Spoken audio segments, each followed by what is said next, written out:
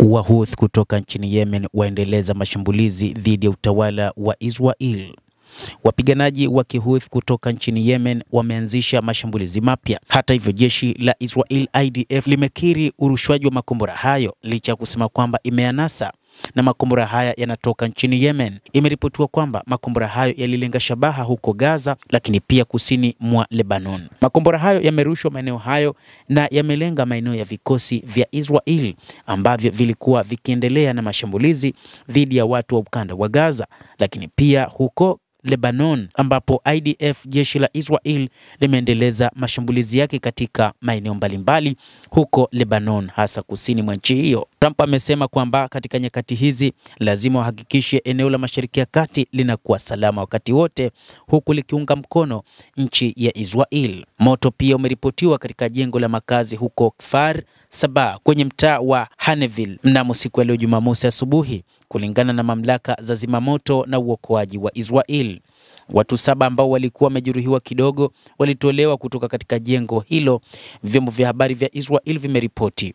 Lakini idara ya zimamoto na uokoaji inahofia kwamba kuna uwezekano kuwa watu zaidi walinaswa kutokana na makombora hayo. Watu waliokolewa walichukuliwa kwa matibabu. Wahouthi wa Yemen wamesema wataendelea kuishambulia Israel hadi pale Wayahudi watakapoachana na mpango wao wa mashambulizi dhidi ya watu wa ukanda wa Gaza. Mpango wa Wahouthi wa Yemen katika siku za hivi karibuni ilikuwa ni kuwasaidia watu wa ukanda wa Gaza wakiwapigania dhidi ya jeshi la IDF ambalo limekuwa likiwaua. Hata hivyo, kumekuwa na vifo vya wanajeshi wengi wa Israel huko katika ukanda wa Gaza, lakini ni kutokana na kile kinachofanywa na makundi ya wapiganaji, ikiwa ni pamoja na Hamas na hata makundi mengine ya Islamic Jihad ambayo yanatetea maslahi ya watu wa ukanda wa Gaza. Moja kati ya mambo ambayo limuumiza bwana Benjamin Netanyahu, waziri mkuu wa Israel, ni juu ya mashambulizi hayo yaliyowaua baadhi ya wanajeshi wake, ikitajwa kwamba wanajeshi 7 wameuawa kutokana na mashambulizi hayo.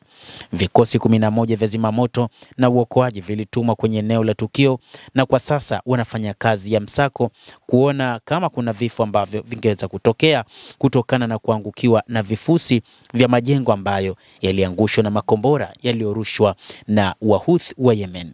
Shughuli za uokoaji na kuzima moto zinaendelea, lakini pia moja kati ya mambo ambayo yanafanyika wakati huu ni kuona ni jinsi gani ya kuweza kulidhibiti kundi hili la wapiganaji wa Kihouthi kutoka nchini Yemen, moja kati ya makundi magumu yanayotajwa katika ulimwengu wa Mashariki ya Kati.